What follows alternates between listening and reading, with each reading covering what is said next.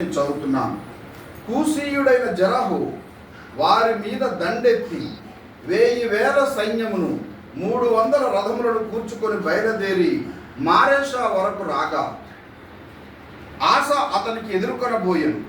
వారు మారేషా వద్ద జేఫాత అను పల్లపు స్థలమందు పంతులు తీర్చి యుద్ధం కలపగా ఆస తన దేవుడైన యెహోవాకు మొరపెట్టి, ఓడిపోకుండా బలము లేని వారికి సహాయం చేయుటకు నీ కన్న ఎవరునూ లేరు.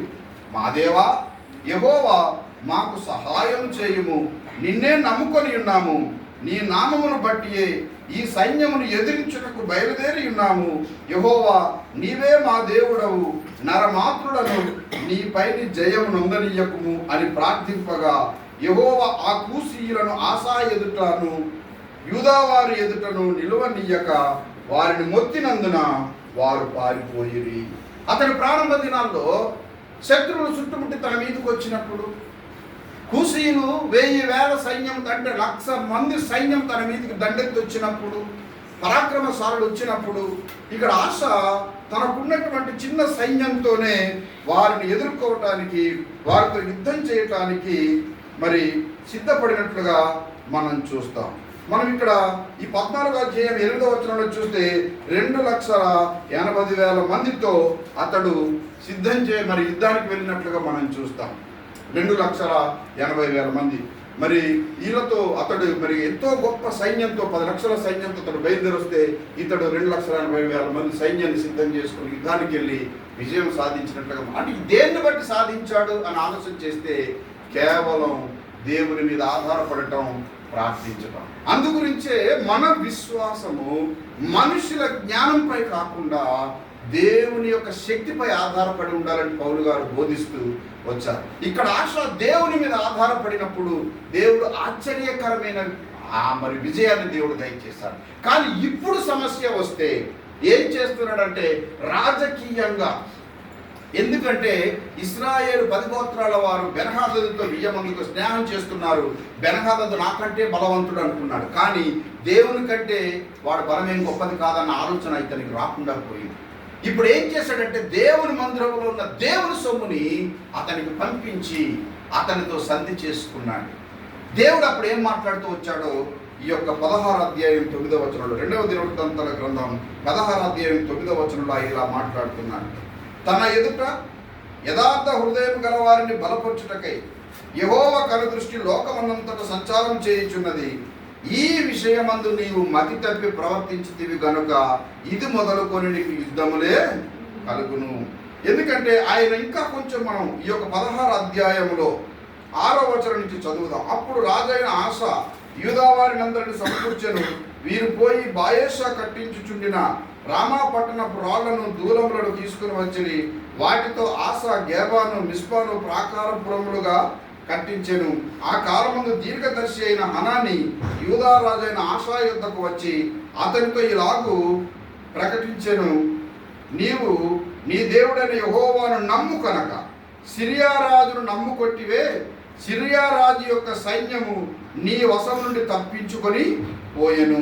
బహు విస్తారమైన రథములను గుర్రపు రౌతులను గల కూషీయులను లూబీయులను గొప్ప దండెత్తి వచ్చిరి కదా.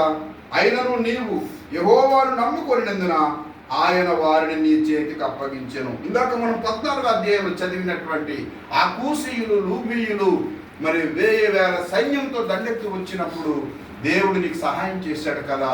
ఈ రోజున నీవెందుకు ఇలాగున బెన్హదదును నమ్ముకున్నావు? సిరియా రాజైన బెన్హదదును ఎలా నమ్ముకున్నావు? నీ దేవుడిని నమ్ముకోకుండా అని చెప్పి ఒక ప్రవక్త ద్వారా దేవుడు ఏం మాట్లాడుతూ వచ్చాడంటే, తన ఎడల యథార్థ హృదయము గలవారిని బలపరచుటకై యెహోవా కనుదృష్టి లోకమందంతటా సంచారం చేయుచున్నది.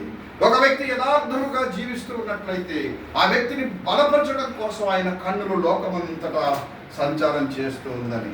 మనం ఒంటరిగా ఒక ఇంటిలో మనం మూలుగుతూ కూర్చున్నప్పటికీ కూడా మనము గనక దేవునికి ప్రియంగా జీవించగలిగితే, దేవుని మీద ఆనుకొని జీవించగలిగితే ఆయన ఆశ్చర్యకరమైనటువంటి సహాయం మనకు దేవుడు అనుగ్రహిస్తాడు అనేది దేవుని యొక్క లేఖన సత్యం.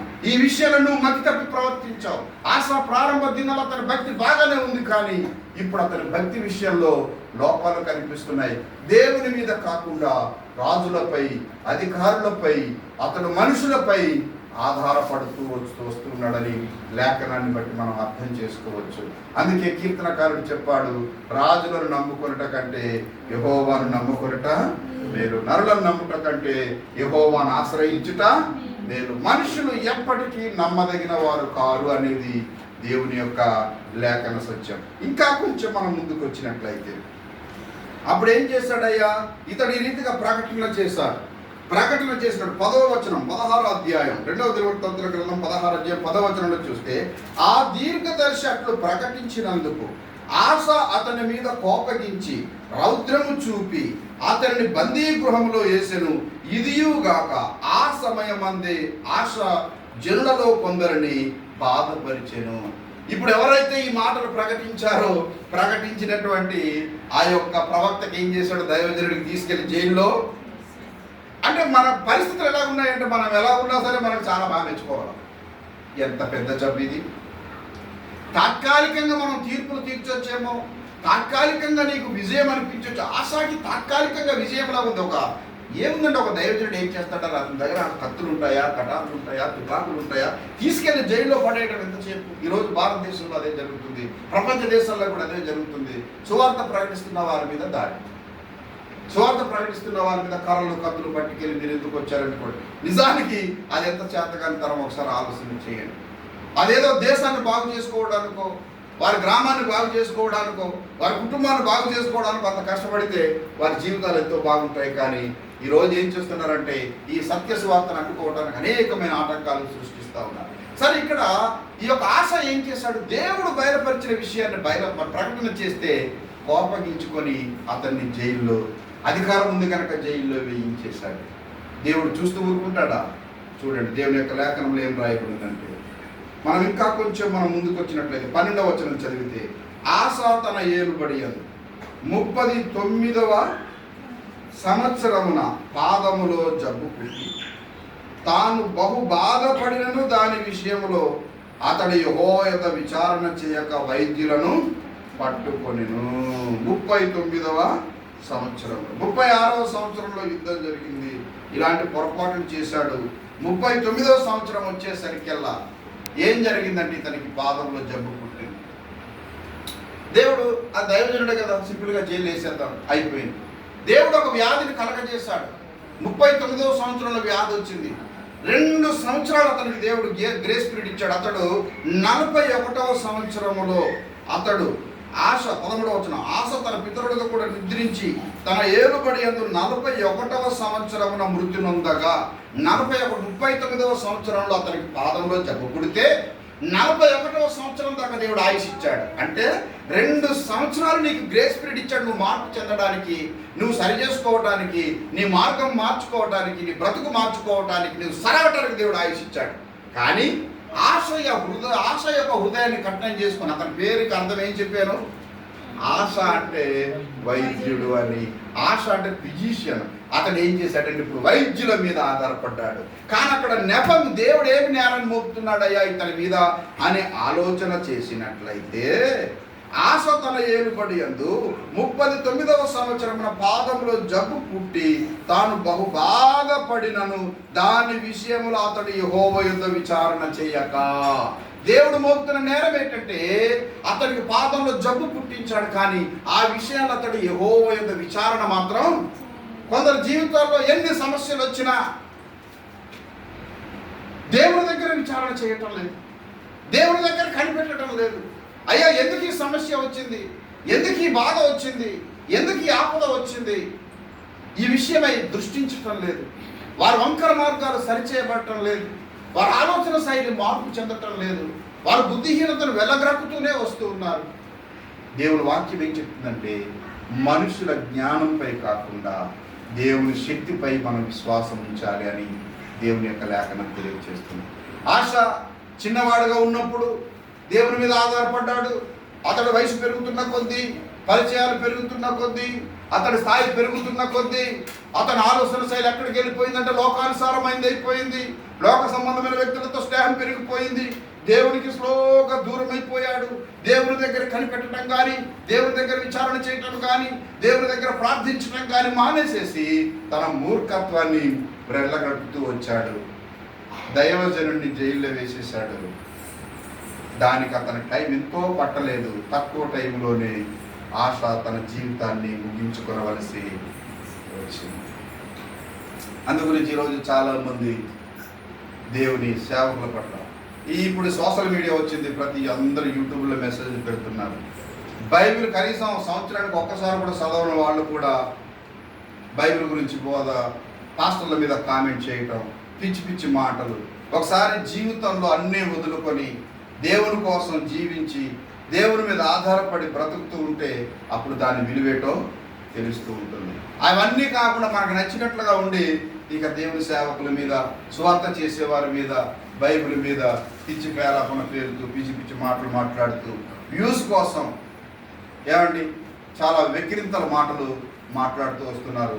అయితే దేవుడు ప్రతిదీ దృష్టి ఉంచుతాడు, అందులో ఎటువంటి సందేహం లేదు. ఈ రాత్రికాల సమయంలో మన విశ్వాసం ఎలాగుంది, మీ విశ్వాసం ఎలాగుంది, నా విశ్వాసం ఎలాగుంది అని ఎవరికి వారుగా పరిశీలన చేసుకోవాల్సిన సమయం. నీ జ్ఞానం మీద ఆధారపడుందా? అయితే నువ్వు పొరపాటు చేస్తున్నావు, నువ్వు ఇంకా దేవునికి సమీపంగా లేవని అర్థమవుతుంది. సామెతల గ్రంథంలో చెప్తాడు, నీవు నీ స్వబుద్ధిని ఆధారం చేసుకొనవద్దు అని. మన జ్ఞానం మీద కాదు, మన స్వబుద్ధి మీద కాదు, దేవుని శక్తిపై మనం ఆధారపడాలి. దేవుడు ఎంతో కృపగలవాడుగా ఉన్నాడు. మనం ఇంకా దేని మీద ఆధారపడాలి అని అంటే, నిజానికి లూకాసు 24 అధ్యాయంలో ఒకానొక సందర్భంలో ఆయన పునరుద్ధరణగా లేచిన తర్వాత ఒక ఇద్దరు వ్యక్తులు మాట్లాడుకుంటూ వెళ్తూ ఉంటారు. అంతలో యేసుక్రీస్తు వారి దగ్గరకు వచ్చి ఎవరి గురించినటువంటి విషయాలంటే, అదే ఆ విషయం నీకు తెలియదా, నజరేయుడైన యేసు, ఇదిగో ఈ యొక్క మనుషులు ఇక్కడ పెద్దలందరూ కూడా తనకి సిలువేసేశారు, ఇలా చంపేశారు, అలా చేశారు, ఇవన్నీ కూడా మాట్లాడుతున్నప్పుడు అక్కడ ఏం చేస్తాడు, అతను ముందుగానే చెప్పాడు కదా సమాధి చేయబడతాడని, మరి 3వ రోజున పునరుద్ధరణగా లేస్తాడని.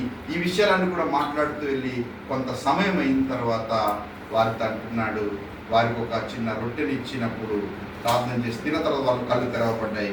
అప్పుడు అంటున్నాడు, మీరు దేవుని లేఖనములను నమ్మని, ప్రవచనములను లేఖనములను నమ్మని మందమతులారా అంటాడు. అంటే మనం దేని మీద విశ్వాసం ఉంచాలంటే దేవుడు వాక్యంపై మనం విశ్వాసం ఉంచాలి. దేవుడు వాక్యమై ఉన్నాడు. అందుగురించి దేవుడు వాక్యం మీద దేవుడు వాగ్దానాలు చేస్తాడు. దేవుడు వాగ్దానం చాలా సత్యమైనది. పరిశుద్ధ గ్రంథంలో రాయబడింది, ఈ భూమి ఆకాశాలు గతించిపోయినా నా మాటలు గతించవు అని రాయబడింది. అందుగురించి దేవుని కార్యాలు చాలా గొప్పవి కనుక మనం సంపూర్ణంగా దేవుని యందు విశ్వాసం ఉంచవలసిన వారనుకున్నాం.